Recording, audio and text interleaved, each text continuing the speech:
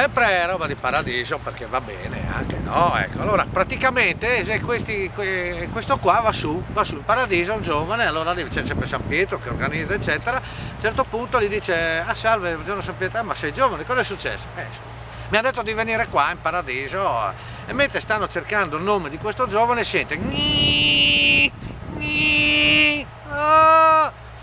Il giovane chiede a San Pietro, scusa San Pietro, ma cosa succede qua? Sai, qua noi per mettere le ali, no, no, quelli che muoiono, per mettere le ali qua in paradiso, con la flex facciamo delle feritoie nella schiena, no? Ma che male, però è così, no? Vabbè, boh, aspetta che vediamo se ci sei anche tu, dopo un po' senti, tutù, ah! No, scusi San Pietro, cosa succede qua? Per fissare le ali con la sparachiodi noi nella schiena mettiamo i chiodi. No, guardi San Pietro, non stia neanche a cercarmi il nome che io qua non rimango. No, non rimango, io vado giù nell'inferno. Cosa? Vuoi andare nell'inferno? Talunfiar, ma santo che là metti le code? Metterà le code, ma le buse le hai già?